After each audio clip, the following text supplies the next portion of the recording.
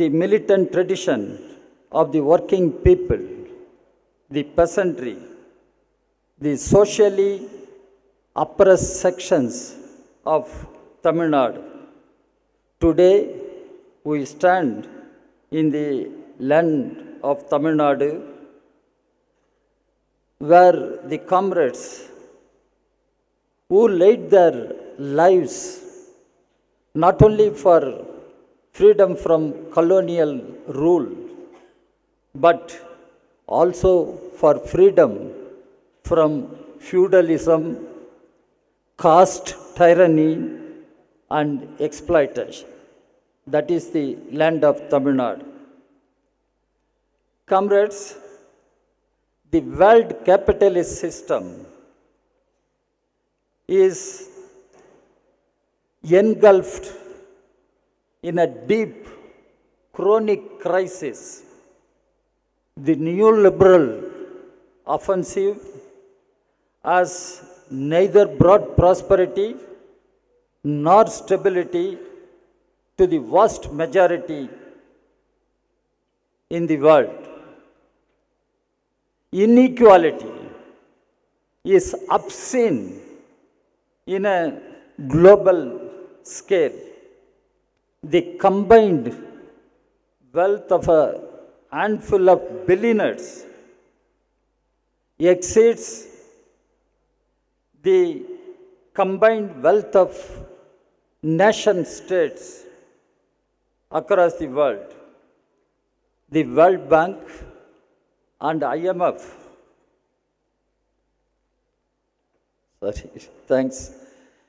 the World Bank, IMF continue to push the very policies that have brought misery to workers and peasants across the countries.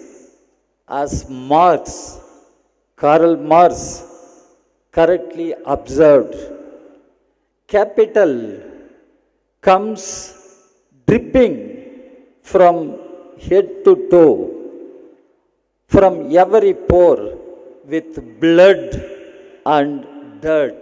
That's what Karl Marx said. We are also witnessing the sharpening of inter-imperialist contradictions. NATO's provocative expansion and the war in Ukraine have deepened global instability, with working people paying the price in blood. The genocide in Gaza, backed by imperialist powers, has exposed the hypocrisy of Western regimes that preach human rights. They preach human rights, but this is what they do in Gaza, while aiding, abetting war crimes. Lenin, I quote Lenin, had forewarned all of us, imperialism is war. Imperialism is war. Today, the character of imperialism is naked to all of us to see. Comrades, alongside this, the climate crisis, driven by capitalist plunder of nature, threatens the very survival of humanity. Point. The structural oppressions of class, caste, and patriarchy have become brutal under BJP RSS regime, which is nothing but political tool of the most reactionary sections of bourgeoisie and landlords. Comrades, let us speak plainly. India is not merely suffering from bad governance. India is suffocating under system designed to exploit. The gap between the rich and poor has never been this shameful level.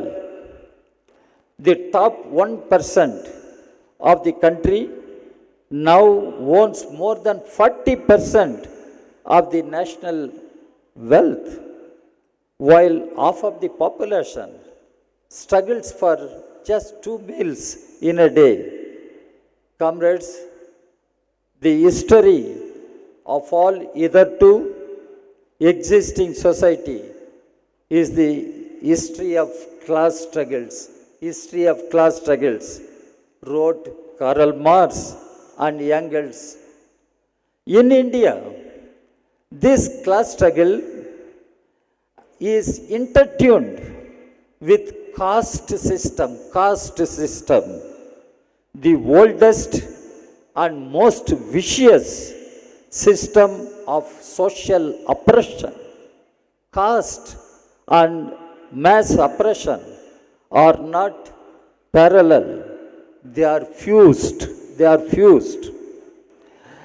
Land ownership patterns, wage structures, access to education, and even basic human dignity are still denied to Dalits, Adivasis, and the most marginalized sections. Dr. Ambedkar had warned, caste is not merely a division of labor, it is division of laborers. This is what Dr. Ambedkar warned. Caste is not a division of labor, it is division of laborers. Today, the ruling classes, while parading in the garb of nationalism, they are trying to perpetuate the caste system. Patriarchy, another issue. Two, thriving under the regime. Violence against women, our women. Violence against women.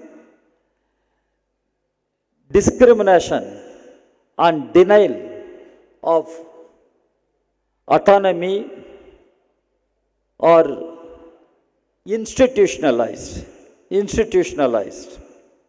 The ruling classes are only too happy to use patriarchy. You know what is patriarchy? To divide and dictate the working people. Comrades, unemployment is pushing the youth to hopelessness. Our youth do not see any bright, certain future. It is pushing our youth to hopelessness. Agrarian distress is driving our farmers to commit suicide. The public education and health sectors are being systematically destroyed. The working people's rights to organize, to dissent, to dream are under relentless attack. Trade unions are demonized. Universities are turned into RSS laboratories. Journalism, media people are sitting. Journalism is criminalized. The secular democratic fabric of the Indian Republic is being torn apart, thread by thread. Above all, comrades, the RSS BJP combined is openly targeting the very constitution of India. It is seeking to dismantle the fundamental pillars: socialism, secularism, federalism, and social justice. Their assault on our republic is systematic and ideological. RSS as an organization follows deeply the divisive, communal, and fascist ideology. It is inspired from Mussolini and Hitler and follows their organizational principles. BJP is the political wing of RSS, and among with several other organizations known as Sangh Parivar. The Sangh Parivar shares a fascist contempt for democracy. Sangh Parivar, they share the fascist contempt for democracy and believes in making representative institutions like the parliament redundant. Parliament is becoming increasingly redundant. Corporate ruled India, where majoritarianism and caste capital will dominate without restraint. This is in India in which we are living. Bhagat Singh had said, revolution is inalienable right. It is our inalienable right of mankind. Freedom is an imperishable birthright. Freedom is imperishable birthright. He raised this slogan fighting the British Raj. He was fighting the British Raj. The time has come to follow his words and reclaim our freedom from RSS BJP Raj. That is the challenge we face today. If we go by what Bhagat Singh has said, the task before communists. Comrades, the present situation demands that we as communists rise to the occasion. All communists and left forces must forge principled unity to mount a decisive resistance against corporate communal assault. We must be the voice of the voiceless. We must be the organizers of the unorganized. We must be the hope of hopeless. Comrades, we must lead the struggles on the streets, in factories, in villages, in universities, not only against economic exploitation, but against the deep-rooted structures of caste, deep-rooted structures of caste and patriarchy. We must make sure that the slogans of Jai Bhim, Lal Salam, you understand, Jai Bhim, Lal Salam and Inqulab Zindabad are not mere words but rallying cries for a transformative movement. This is not a choice. anymore. Comrades, it is our revolutionary duty. It is not a choice, it is a revolutionary duty and task before us. Comrades, the defense of public education, public health, employment, food security, and social security must be placed at the head of our program. These are not welfare demands. These are not just welfare demands. They are instruments of social justice and human dignity. Human dignity. Importantly, we must also wage a battle for scientific temper as enshrined in our constitution, whose prime architect was Dr. Ambedkar. The communist government must boldly take up the challenges of using science and technology, including digital tools and artificial intelligence in our time, in the service of the people. We must fight for universal access to knowledge. Our people should have universal access to knowledge, technological equality, and against the commodification of science. It was Lenin, I quote Lenin, after all, who told us communism is Soviet power plus electricity. It must be communist strength plus democratized technology in our time. Communist strength and democratized technology. What is the road ahead, comrades?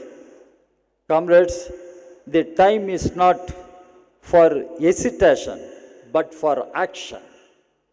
Time is for action, not for hesitation or moving away from the mainstream battle. The time is not for hesitation, but for action. The situation is grave, but it is also pregnant with possibilities. As Marxists, as communists, we understand that the greatest crisis open up greatest opportunities, possibilities, provided we are ready to lead by example. By example. Let us intensify mass struggles. Let us mobilize the workers' peasants, youth, women, Dalits, Adivasis, minorities, all who are oppressed under red banner. Let us confront not only the RSS BJP, but the very system that breeds exploitation, inequality, and injustice.